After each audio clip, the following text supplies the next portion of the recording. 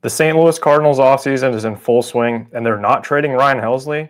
We're going to talk about some of our ideal offseason moves, free agent targets on this episode of Dealing the Cards. Well, welcome everyone. We're a little bit short-handed today. As you can see, I haven't practiced my intros at all, but this is Dealing the Cards, powered by 314 Sports Cards and Collectibles. If you're new, please subscribe. We're running a Mason Wynn autographed baseball giveaway on our Twitter right now.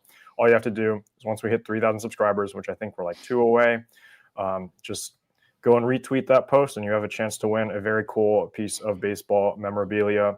Kareem, how's it going today? Doing good, man. Obviously hearing about Ryan Helsley potentially not being moved, I think that's something I personally wouldn't be a fan of. So let's just get into it and, talk about, what's happening. Yeah, so as Derek Gould reported, there's a chance that the Cardinals will retain Ryan Helsley for the next season. They're going to need an offer to blow them away if they're going to deal. Who was recently named National League Reliever of the Year. I don't think that was ever in doubt. Led the league in saves. The only reliever that was better this season was probably Emmanuel Clase, who had an ERA well under 1. But it's the Cardinals trying to look towards the future, maybe not be as competitive in 2025. Mo made comments last week saying at the GM meetings that that he expects the roster to look very similar to how it did in 2024. Obviously, not the exact same. Paul Goldschmidt is not coming back. Wilson Contreras will be moving to first base, but we kind of assumed that there would be some of the veteran pieces moved as well. Nolan Arenado, notably not on the list of players that wanted to be here, at least not as we're confirmed so far. But Sonny Gray likely will be staying throughout 2025 as well. But the one name I think everyone kind of took for granted would be traded because he has the most value out of everyone on the Cardinals roster. Doesn't have a no trade clause is Ryan Helsley. His value is at his peak right now. I don't really think it can really get any better than what we saw last year. And I understand that you could extend Helsley, but relievers are so volatile. And these relievers that have signed big contracts like Diaz and Hader haven't really panned out in the way that we've wanted to see. And we're kind of in an age where relievers can get really big contracts now. It's just the way the game works. The game is more bullpen oriented. Closers in the postseason especially are very valuable. If you have a lockdown guy, you can shorten the games for you. So I see the appeal to keep Helsley, but I just don't know if it's a good way to spend your money if you're going to try to extend him instead of trading him. Let Heimblum develop another lockdown closer, lockdown reliever while he's here to do it really cheaply. And a lot of the teams, most of the teams that are very successful have either a couple of high leverage guys that they can rely on or a closer who's not really being paid all that much. And you see the Brewers, they kind of do the same thing. They traded Hader when he got too expensive. They might trade Williams, and it seems like they've always got somebody coming up. So I don't know if it's the smartest decision. What are your thoughts on that, Kareem? Yeah, I agree with you completely, Andrew. I just don't see Ryan Helsley being someone that the Cardinals are going to have long term beyond 2025.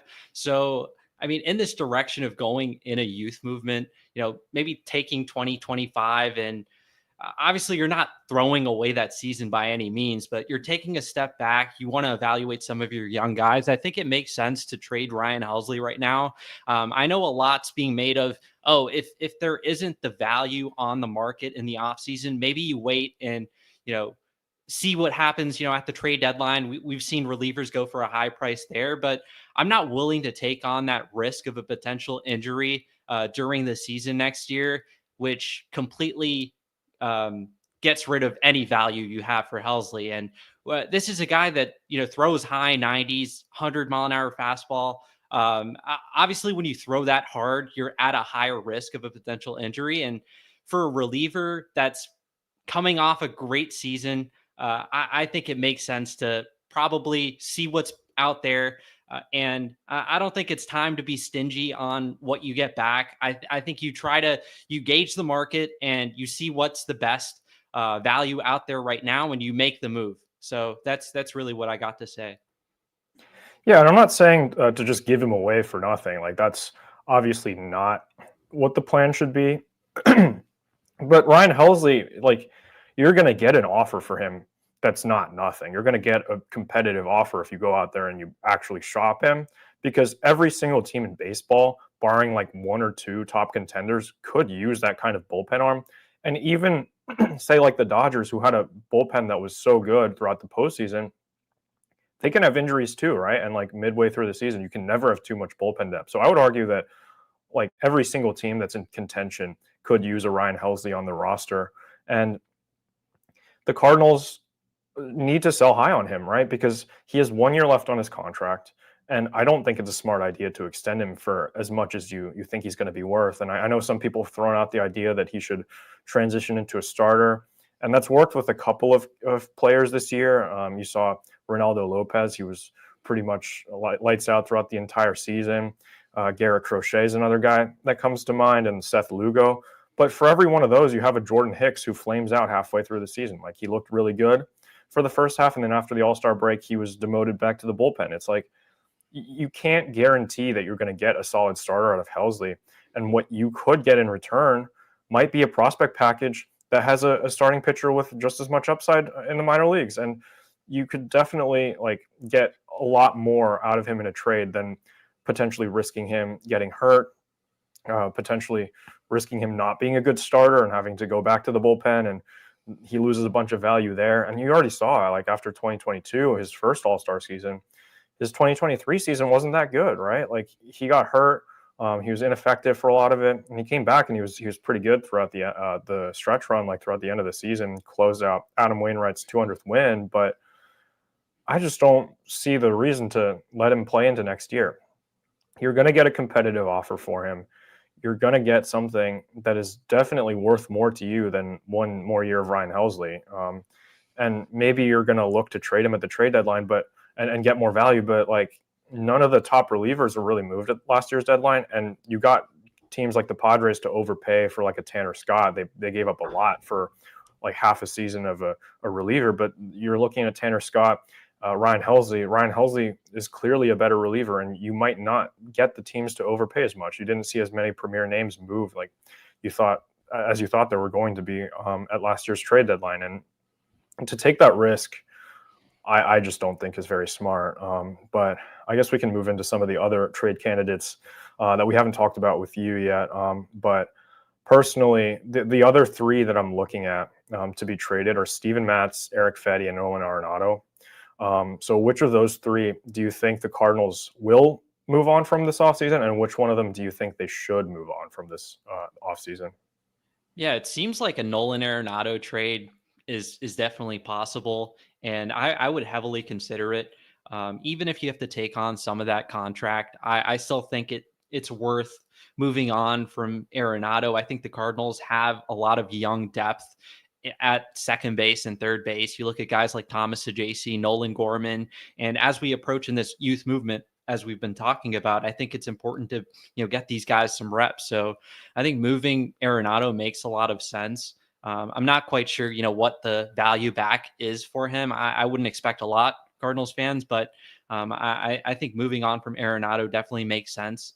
But besides him, I also think moving Eric Fedde, it makes a lot of sense. I think the Cardinals should see what's on the market for him. I think he's definitely got a lot of value. Despite being a guy that's just got 1 year of control, we saw the way he was able to turn around his major league career last year with Chicago. And then when the Cardinals acquired him at the trade deadline, I thought that he had a decent, end to the season with us as well. I think he's a valuable middle of the rotation starter. And, I think most teams would be interested in that for the right return, obviously. So I would definitely consider moving him. But yeah, besides that, I think Steven Matz is someone I would personally keep. I don't think there's not going to be any value for him. And I think it makes sense to keep a guy as a depth arm. If there is a need for him to start, I think you can start him. But if some of these guys at Triple-A emerge, I don't think you're in a situation where you have to start Steven Matz, where last year we saw Kyle Gibson and Lance Lynn when he was healthy. Those were guys that were going to be in the rotation regardless. So I think Steven Matz gives you a little bit more flexibility, and I think it makes sense to keep him. Yeah, I think Matt's is the guy out of that list that I just don't think has much value right now, and he could definitely build up his value back. You could start him, put him in the bullpen, or whatever. He has that versatility where he's done both at the major league level. Obviously, paying $11 million for a reliever isn't ideal, especially one that's not that good. But I do think that Matz could be a potential deadline trade candidate. You could see him being moved pretty easily. If he has a strong first half, and some team that needs that arm might overpay for something like that. For Eric Fedde, I think his value is probably at his highest right now. I do think he overperformed a lot of his metrics this year at the major league level, especially with the White Sox. The Cardinals kind of got some of the tail end of that. Some of the results there, I think, regressed a little bit towards the mean, but I still think he has a significant amount of value considering just how bad he was before he went to the KBO and refound himself. And I would probably sell high on him here instead of letting him play out another season. And you have so many other options down in Triple-A that I'm sure you're much more well-versed in than I am. But I think one of them is bound to emerge, right? Like in 2023, you had a rotation spot with Adam Wainwright, Jake Woodford, Dakota Hudson, or Drew Rom, or any of those things. But like, I definitely think that, hi Josh, how's it going? But I definitely think that you could find one of those guys to emerge, right? Like you give them extended run and you're going to find like one of Graceffo or Robersa or one of those guys is bound to emerge as a viable like fifth option in the rotation. And Eric Fedde, just like he's not that exciting of a name. I don't think he's going, like, you could have him as your number 2 starter, but is it that much worse than say Andre Palante or Michael McGree? Like Palante was significantly better than Fedde down the stretch, and McGreevy showed in his 2 starts how good he can be. So I think you give those guys the opportunities, and you get something for Fedde, right? Like the Dodgers got Tommy Edman for Eric Fedde, kind of a 3-team trade, but like, you know, you're probably not going to strike gold and get the NLCS MVP because you're probably not going to go to the NLCS, but you could get something that's worth quite a bit for Eric Fedde. And for Nolan Arenado, it's frustrating. Like, I don't know. Like, do you let him play out the season and build his trade value? Because the way I think about it is if you, it gives room for, I guess, Donovan and Gorman to play every day, with Donovan at third base and Gorman at second and Winn at short. And we'll get into some of our ideal roster and ideal lineup next in a second. But like, you're not really giving much room for injury right now. Like if one of Donovan or Gorman or an outfielder goes down, then you have to, I guess you give Sajaci some extended run, but you just don't have that much depth to give everyone a chance to play. And I guess if Nolan Arenado really wants out, I guess you honor his wish and you trade him. But I also don't know what you could get back for him at this point. His contract is so large, and his play the last couple of seasons just hasn't been up to that. And it's really disappointing. And I guess we could talk bigger picture, like how you view the Nolan Arenado trade in hindsight. But like, I don't know, maybe the Rockies were onto something, but I don't know about that. But I mean, the Rockies still didn't get any sort of talent back. I mean, Austin Gomber didn't really do too much. Alaris Montero, I mean, Mateo Gil, have you even heard his name since that trade? No, I haven't. So, I mean, I still think the Cardinals struck gold with that trade, whether Arenado is in St. Louis next year or not. I still think it was a 10 out of 10 move. And, you know, if I could go back, I would make it again. Yeah, for sure. But before we're about to get into some of our ideal moves, we're each going to get a move and kind of project what the roster is going to look like for next season. There's not too much else going on these days. Hopefully we get some moves real soon. But first, we wanted to thank our presenting sponsor, 314 Sports Cards and Collectibles. 314 is located at 9640 Olive Boulevard in Olivet, Missouri. They're open 10 to 5 Monday through Friday and 9 to 4 on Saturday. You can buy, sell, and trade all sports cards and Pokemon cards, and they have the newest selection of packs, boxes, and single cards of local players and stars from around the league. Also, wanted to plug real quick that we are running a giveaway on our Twitter for this Mason Wynn signed baseball that was provided to us by 314 Sports Cards and Collectibles. If you subscribe and then you go to our Twitter, you can retweet a post, be entered to win this baseball. Greatly appreciate them for providing this baseball to us. Get the opportunity to give away. We're almost at 3,000 subscribers, guys. We're 2 subscribers away. They're given the number of people in the chat right now, I think if just 2 people subscribe, and there are definitely 2 people listening right now that aren't subscribed, click that subscribe button so we can give it away. Otherwise, I get to keep it, or maybe I'll just give it to Kareem. Maybe I'll find Kareem one day and I'll give him this ball if we never reach 3,000 subscribers. But thanks to 314 for providing that. And then next, I want to thank Smith Agri-Service. Smith Agri-Service is a family-owned independent retailer providing farmers in Missouri, Illinois, and Iowa with competitive pricing on Corteva, BASF, generic brand crop protection products, and Brevant corn and soybean seed. Scan the QR code that was up on the screen the entire time. I'll put it back up for the rest of the show. You can do that, or text 202-988-1106, or email smithag@irtc.net if you're interested. If you're in the agriculture business and looking for some seed, definitely check them out. Really appreciate you guys for the support, and I'll put the QR code back up right now. All right, so before we dive on in to our breakdown of the roster, Kareem, each of us should come up with a free agent or 2 that we think the Cardinals might be in on, just to kind of give people an idea of how disappointing this offseason might be for them. Because in years past, obviously, we're dreaming of, like last year, we were dreaming about Yamamoto or Aaron Nola or Tyler Glasnow. We ended up getting Sonny Gray, which is pretty good. One of the better starting pitchers on the market that year. Years past, we got Wilson Contreras, Arenado, Goldschmidt. I don't think the Cardinals are even shopping in that lane. I don't think they're going to ask anybody who is of that tier. They're probably going to call Roki Sasaki. He's probably going to tell them, I'm going to the Dodgers, and that'll be it, right? That's probably the only free agent of that caliber that they're even going to interact with, because they're probably going to cut payroll. So is there anybody that you have in mind that you think the Cardinals could be going after this offseason? Not really. I will say, if the Cardinals do move one of their starters, whether it be Fetty, somehow Miles Michaelis, Steven Matz, I think they can go out and sign a starter, whether it be like a reunion for Kyle Gibson. Alex Cobb is another name. Jose Quintana, he was great for us a couple of years ago. I think pitchers in the 10 to 15 million AAV range, on shorter deals, either 1 or 2 year deals. But I think that's really contingent on whether they move any of their starters. If they keep everyone in-house that they have right now, I don't really see them signing any of these guys. But I think those are 3 names that would make sense, and definitely realistic if they were to move one of their starters.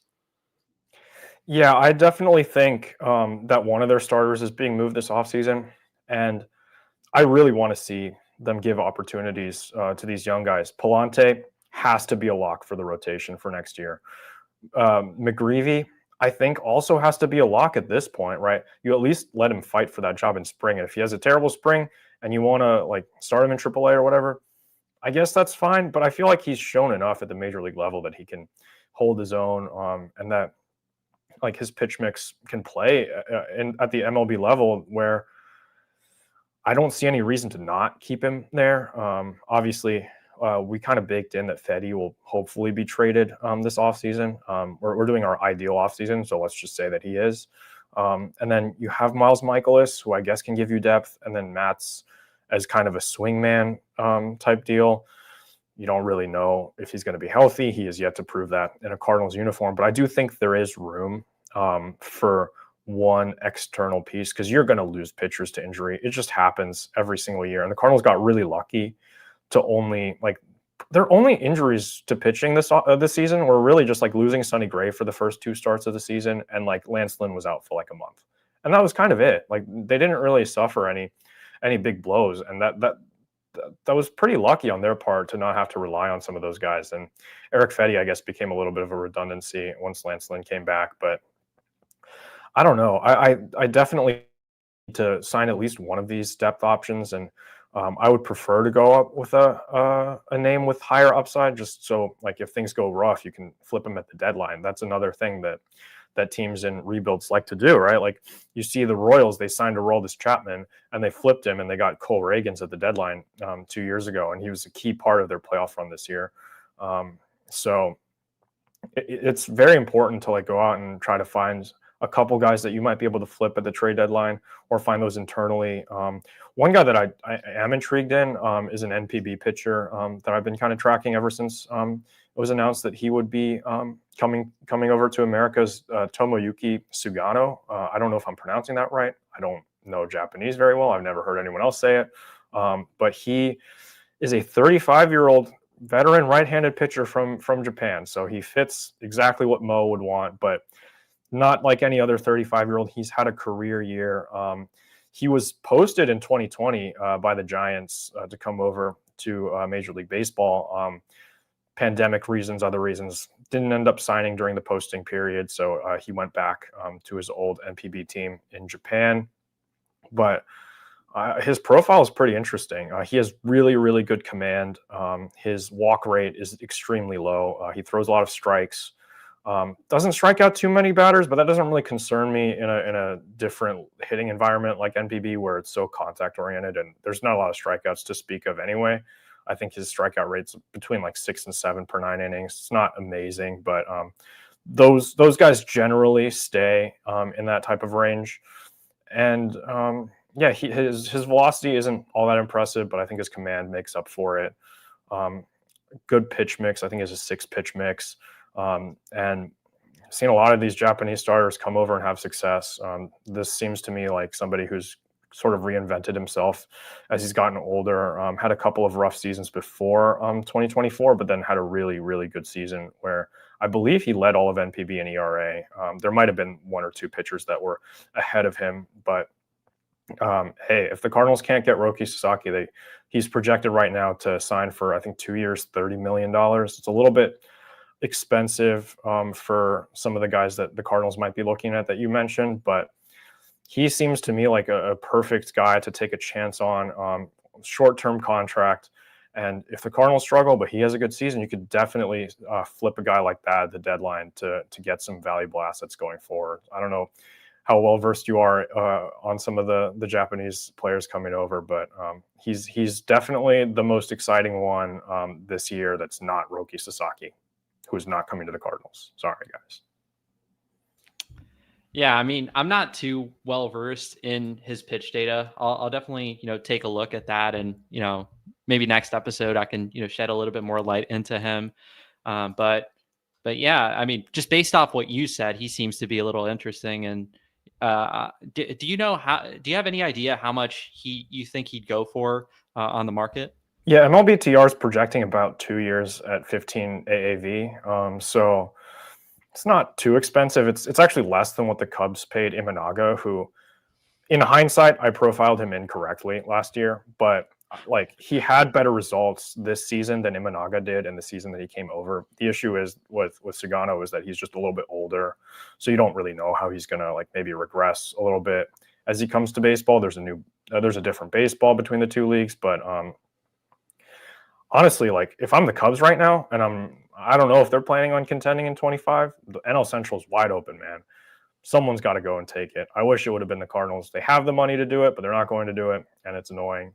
Yeah, he definitely, like, I would trade Imanaga right now. I think the Cubs could get an absolute haul for him. I don't see him replicating his 2024 season next year.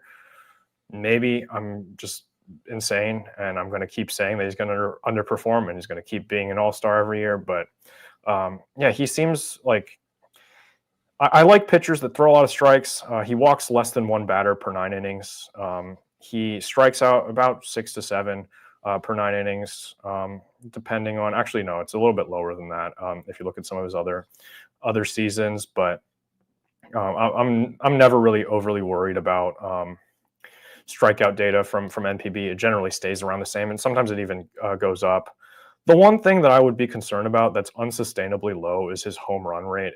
It's 0.3 home runs per 9 innings last year. It's never been that low in his career. And obviously NPB has a deader ball than MLB does. The ball just doesn't travel nearly as far. And with the exception of Imanaga, who somehow made his home run rate go lower, most of the Japanese pitchers see their home run rate double at least when they come over from Japan. That's something I would be on the lookout for. I wouldn't expect a 1.67 ERA, sub twos at all next year, but he's definitely somebody I would keep an eye on going forward.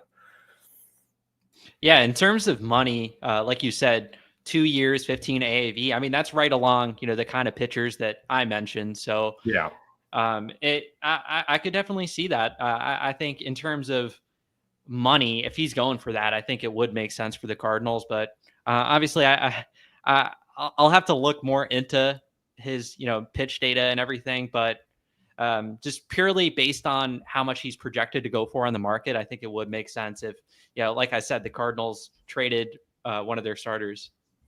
Yeah, and one thing I will note is that unlike some of the Japanese stars that have come over, he does not have a posting fee. He's a unrestricted international free agent like Kodai Senga was 2 years ago. So if you sign him, you don't have to pay the team anything. I believe that's how this works. He's just a straight up free agent, which is definitely great. But yeah, let's get into some of our projections for what the ideal lineup rotation. Maybe we can go through the bullpen. There's a lot of names that could possibly do that, make the bullpen next year. I don't know if we should try to project that. But for the lineup, there's been a lot of discussion on what the Cardinals lineup should look like, especially who should lead off for them. I think they have 3 candidates to do it for them. Mason Wynn obviously led off the majority of 2024. Brendan Donovan and Lars Nootbaar both have experience leading off in the past. But we can kind of just go position by position on what is going on here. So I think catching is going to be hopefully they don't make this mistake again. Hopefully it's going to be Ivan Herrera like 80% of the time, and Pedro Pages will just be a backup. Hopefully. It'd be really frustrating to see Herrera get the short end of the stick once again. Yeah, just work with Yadier Molina. He sold his basketball team. He's probably not doing anything else right now. He didn't do anything as a special advisor this year, and like just go ask him how to throw the ball better. And then at first base, it should be Wilson Contreras, Alec Burleson, also another candidate, Luken Baker. Maybe he'll get some run. Maybe he won't be on the team next year. I know you don't really like Luken Baker all that much, but at second base, it's going to be Nolan Gorman, probably. Seems like they're going to give him that run all year. Let him struggle, let him figure it out, which is great. Need Gorman to pan out for us. Shortstop Mason Wynn, obviously. Not really much to say on that. At third base, we're probably going to have Brendan Donovan there if they trade Arenado. Like Kareem, in our ideal offseason, you think like we get rid of Arenado, right? Oh yeah, 100%. Okay. So we'll get rid of Arenado and then Donovan at third base. And then our outfield, we got into a discussion yesterday last week about who should play center field, but the corners will be, right field should be Jordan Walker. Center field, I think should be Victor Scott. I think he's done enough to prove that, like, just give him the run. Like, I don't know what your thoughts are on that, but just give him the run. He looked a lot better after he came back from Triple-A last season. And then stick Lars Nootbaar in left field. I guess the good side about doing Nootbaar in center is you can move Donovan to left field and you can place a JC at third base. But I mean, I don't want to risk Nootbaar getting another injury and just missing a bunch of time because center field obviously is more demanding on the body to play.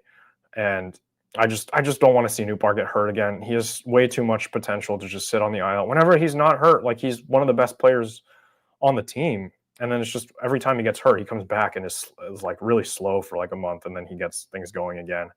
But I don't know. What are your thoughts on who should play center field in 2025? I think the way it's trending, I think I would expect Michael Ciani to be there opening day, which personally I'm not a fan of. I think between him and Scott, I would definitely rather give the run to the guy that's got more potential in his offensive toolkit. Michael Ciani, we've seen what he is. I don't think he's going to be much more than a 60 WRC plus bat. And we know the defense is great, but even with the defense, when you're that atrocious offensively, you're pretty much a league or you're pretty much a replacement level player.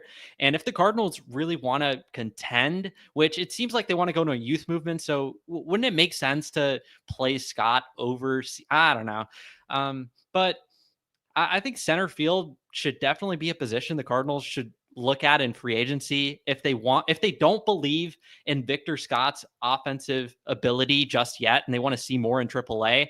I don't think we should just put Michael Ciani in there and have this guy be the starting center fielder. I think center field is probably the position you can improve on the most in their current roster, in their current offense. I think so. I could definitely see them. I don't see them adding a center fielder, but it's something that I would definitely consider. Yeah, I mean, I haven't really looked at the center field market. I know Derek Gould said the Cardinals would try to be interested in a tent pole bat. That's really vague terminology. I don't know what that means. Like, is it like what is a tent pole bat? Like, I don't get it. I don't get the terminology, and I just don't think that it makes sense for the Cardinals to go out and add a bat in free agency, unless it's like a Matt Carpenter type guy to just like be your veteran leader or whatever. Like, honestly, if they're going full youth movement, I don't really mind having a guy like Matt Carpenter back next year. Like, he was a decent bench bat against righties, but it seemed like he was able to control the clubhouse to a point that Goldie and Arenado couldn't in 2023. But I don't see why.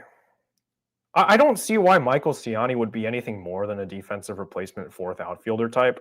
I don't think he should ever really be taking meaningful at bats for this team because his at bats are like, honestly, Ciani is like one of the better situational hitters on the team, at least last year, which is less to say on how good of a situational hitter he is and more to say how bad the rest of the team was at situational hitting, because he could like lay down a bunt, he could put the ball in play, but like he overperformed in the first half.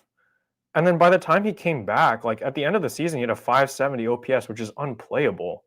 And I get that the glove is really good, and I understand that. And he should have been in Gold Glove consideration. He at least should have been a finalist for that center field Gold Glove. But I can't. I don't think I can stand to see another season of Ciani, at least starting like in center field. Like there's other teams that can use him too. Like imagine if the Yankees had Ciani in center field.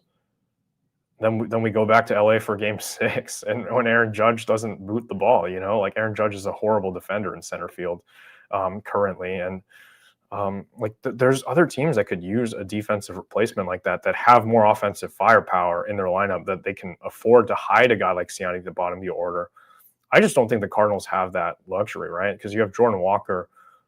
Like this, in theory, this team should not have any easy outs except at center field, right? In theory, Walker should be a great hitter. Gorman should be a great hitter, but they just weren't last year, and they need to show that they can do that. And before they do, like I don't see a reason to let a guy who has absolutely no promise as a hitter take away at bats from a guy that you really think could be your future center fielder, and who kind of showed it coming back last year. Like, if they really want to let the young players struggle and do whatever, like I'm pretty sure, like I'll check this right now in Baseball Reference, but I'm pretty sure Victor Scott finished with better offensive numbers. Oh no, but like in the second half had much better offensive numbers than Michael Ciani did. So I'm frustrated. Do you think Nootbaar should get any consideration for center field? He said he wanted to try out for it in spring training, which sounds like a Tyler O'Neill waiting to happen. I think he should. Out of our current roster, I think Nootbaar is the guy that probably gives you the most value in center field, but the injury stuff is definitely concerning. Soft tissue injuries, you probably want to limit the movement. And him playing center field, that's just he's rolling around. I think the Cardinals, definitely don't see him as a center fielder just because of that. They want him to stay healthy, and I think playing right field probably, or not right field, playing left field probably makes more sense for him just in that sense, where he's not going to have to roam the outfield as much and potentially um, put him in a higher risk for another soft tissue injury. So I don't see the Cardinals like considering it, but I mean, out of our current roster, he would probably be the best guy to have in center field in terms of value. And then in that situation, I think you move Donovan to left field and you get more run with Thomas Sajaci and Nolan Gorman. Yeah, I mean, it's just that if Newbar hadn't had all these like nagging injuries that were like really weird, I think he would be a perfect candidate to play center field. I just don't want to risk that again. And his bat is too valuable to do that. But I mean, I guess if they want to do it, they didn't. I guess they didn't really learn from Tyler O'Neill. But they're different players. I shouldn't say things like that. But yeah, I think this lineup has the potential to be one of the better ones. I'm talking myself into this again, but like if these guys pan out like they're supposed to, if Gorman's a 30 to 35 homer bat from second base, if Contreras stays healthy, if Walker can at least offensively replicate his 2023 season, I think we're in pretty good shape lineup wise, and we'll see what additions they make next offseason, but hopefully it will be good enough to at least stay in the race and be a watchable team, right? But for the starting rotation, I think Sonny Gray is staying. I think we're in agreement on that. What does your starting five look like as the one who follows the AAA arms? Like, who do you think is most likely to make the rotation out of those arms, aside from McGreevy, who I think we all agree is the one that has the most promise? I think Sem Roberza is a guy that last year at the start of the season, I thought he was really impressive. Dealt with some injuries, but I love the breaking ball. He's got a sweepy slider, and which is a pitch that plays really well against righties, and then his changeup is really good against lefties. He had reverse splits last year, and he's really had reverse splits past couple of years. He's got a four seamer that profiles better against lefties, just due to the nature of him cutting the ball rather than having arm side run on that pitch. So I think potentially adding a two seamer, maybe he can work with Sonny Gray on that. I think they have similar kind of arsenals. I think getting a two seamer to help him against righties, a pitch that he can use inside to righties, and then obviously rely on the slider as well, and the changeup. I think can use some usage against righties as well, and obviously the main secondary against lefties. So I think Sem Roberza is a guy that's interesting. Obviously Quinn Matthews is someone that probably doesn't start on the opening day roster, but we saw the way he was able to just blow by the minor league system, get to Triple-A in one season. And he's, in my opinion, he's the top pitching prospect in the organization right now. I think the top three, you could pretty much go in any order. I think it's him, Tink Hence, and Cooper Jerpy. But Matthews is the guy out of those three that we've seen him stay healthy and pitch deep into games most consistently, and with the stuff not, completely diminishing by, the fifth, sixth inning. So I think Matthews is a guy we'll definitely see next year, probably in the middle of the season rather than the start. But I mean, if the spot is open for one of these young guys to potentially break through out of spring training, whether it be because of an injury or the Cardinals deal multiple current starters, I could definitely see it. But yeah, I think those are two names at AAA. I think Gordon Graceffo is one that past couple of years, it's been kind of disappointing seeing the way his stuff is trended down. This was someone that was averaging 95 miles an hour just a few years ago out of the rotation, and now he's sitting more so like 92, 93, and it's really hurt his fastball, to be honest. It's not a pitch that's got great movement specs. He's got a higher release, and he gets about 16 inches of vert when he was throwing 95, that pitch was working fine, and he was playing his gyro slider well off of it, which was one of the best sliders in the Cardinals organization a couple of years ago when the velocity was also a bit higher. So I would like to see Graceffo potentially in the pen, see, if the stuff ticks up, if he's sitting 95, 96 again, like he was a couple of years ago, with the slider profiling better as well. And so I definitely see him more as a reliever now. Now, do I think they should, move him to the bullpen opening day? There's probably the space for him to still be a starter at Memphis. And, if the stuff is looking better next year, maybe, we can reconsider that. But I think Graceffo is more than likely a reliever down the road. But yeah, I think those are a few names. I think Cooper Jerpy and Tink Hence, we'll see how they develop this year. I think they're definitely trending towards more so 2026 debuts rather than next year. So yeah, I think we'll probably see Adam Kloffenstein a little bit too. Not the highest on him personally, but as a depth piece, someone that could be similar to maybe, let me just think of someone like a Jake Woodford type. I don't know. Just giving some innings here and there. Drew Rom is still in the organization. So, I mean, those are a couple guys to consider, but I think more so like Semmerber's as a guy I really want to see. Like I mentioned, if he can add like a two-seamer to use against righties, I think that helps his profile a ton because I like the secondaries a lot. So, yeah, that's really what I got. Yeah, do you think Matthew Liberatore gets a chance to start next year, or do you just want him in the bullpen? No, I think he's a reliever at this point. And Yeah. I would also say, what's his name? Zach Thompson. I would put him in the bullpen now and see what, Oof. the stuff is just so inconsistent from a start to start basis. You'll Mhm. see him sit 93, 94, and then the next game he's sitting 89, 90. I don't know if there's a nagging injury there. I don't know if the mechanics are out of tune, but it's been something past couple of years that I've really noticed with Zach Thompson that needs to get cleaned up. I think his stuff definitely looked better out of the pen. So that's probably his best role moving forward. Yeah, I actually think he should get a chance in spring training because, like, we saw a couple of, like, I don't know if you call them stars, like emergency sort of things where you go, like, where they would say, like, oh, he's on like a 50 pitch limit today, and then he would end up throwing like 70 really good pitches, and you get them into the fourth. And I think, like, I don't know, maybe it's just because I'm falling into the sunk cost fallacy, and it's like I don't want to have given up Randy Rosarena for absolutely nothing, or for a reliever, but I think there's a little bit of promise to be had there.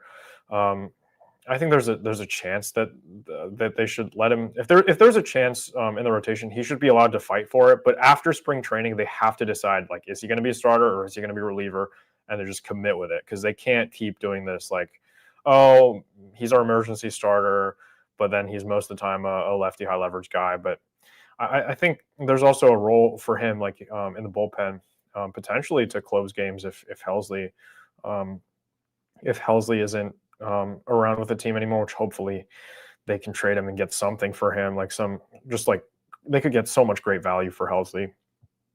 And if they don't do it, I think that's a huge miss. Um, but yeah, I think you could go with like a closer by committee, depending on like the lanes that you're facing in a ninth inning with like Fernandez and Liberatore. I think that's also something to watch. Is there anybody in the organization that you think we should watch as depth for the bullpen? Guys that are closer to being major league contributors or just throughout the system? Or just like just for like next year, like anybody that you think that could be like a Ryan Fernandez type this year, or like somebody who could be like a productive reliever for the Cardinals. Maybe not like a closer, but like somebody that could step up when needed to fill innings. Yeah, I think this is a guy we mentioned over at Birds on the Farm a few episodes, but Matt Swanson, I think he's one of the top relief pitching prospects. Definitely out of the guys that are closer to the big leagues. Obviously, Luis Gastelum and Zach Showalter are two guys I absolutely love, but they obviously pitched at Palm Beach last year, so they're a little further out. But relievers can progress through the system a little faster. But guys that pitched at the higher levels, AA, AAA last year, I think Matt Swanson, sinker slider guy. He added a cutter this past year that serves as a bridge pitch. He's got a very horizontal moving profile, so that pitch sits in the middle of his two extremes, the sinker and the sweepy slider. And yeah, I think he has the stuff to be a big league reliever, probably more so a middle relief piece than a back end kind of guy. But I definitely think the stuff is there for him to project as a reliever in the near future. And another guy, Andre Granillo. This is someone that spent most of his time at Triple-A last year. The calling card with him is his slider. It's been one of the best sliders in the organization the past couple of years. And he's also got a fastball that's got a decent amount of ride as well. So I think Swanson and Granillo are probably two guys to keep track on that I envision pitching next year at the big league level at some point. And another guy, Michael Gomez, we just signed him as a minor league free agent. I think he's a really interesting guy that I wrote a tweet about it. It's just a quick scouting report. He's a low slot guy. He's got a lower than average release height, throws a cutter primary. And what's really interesting about him, he's got two distinct fastballs. And from that profile, he's able to get a really flat approach angle on his four-seamer at the top of the zone. It's around -4 degrees of vertical approach angle. And the whiff rate on the pitch is crazy, 35.6%. And with that lower release, he also has a sinker that gets a ton of depth and run, 3.6 IVV, 16.6 horizontal. And I think the calling card for him is really those two fastballs. I think the cutter is good as well. Probably sees a bit less usage than what we had seen last year. The secondary is still a work in progress. I think the changeup could definitely use work. It doesn't really have a distinct profile. It's really the movement profile of the pitch is pretty much the same as a sinker with around 5 less miles an hour. And then he's also got a high 70s sweeper, like that pitch to be a little harder. But yeah, those are three guys, I would say. Yeah, definitely really interesting names to keep an eye on. But I don't know. I'm just cautiously optimistic for this offseason to turn out in a way that the Cardinals can move on from some of the guys that they need to move on from, and then let some of the guys play that really need to get playing time. I hope they don't botch this, reset, rebuild, whatever they're calling it. Hopefully it ends well. But it was great talking to you today, Kareem. I believe Birds on the Farm will be back later this week. We had a couple of weeks off where there just wasn't that much to talk about, but also maybe have some exciting guests planned, potentially in the works. Not going to confirm anything yet, but we have teased some stuff on our social medias, maybe a little bit too prematurely. But remember, if you would like to win the Mason Wynn baseball, signed baseball from 314 Sports Cards and Collectibles, we are one subscriber away. So guys, one of you guys can do it and make it so that I don't get to keep this baseball forever. So this autographed Mason Wynn baseball will go to one of our viewers. If one person subscribes, just one person, right? Like that's all it takes. But we appreciate all of your support on this episode. Hopefully have the crew back in full force soon. And yeah, go check out our sponsors, 314 Sports Cards, Smith Agri-Service, and we will see you guys next time. Thanks, Sandy and Josh.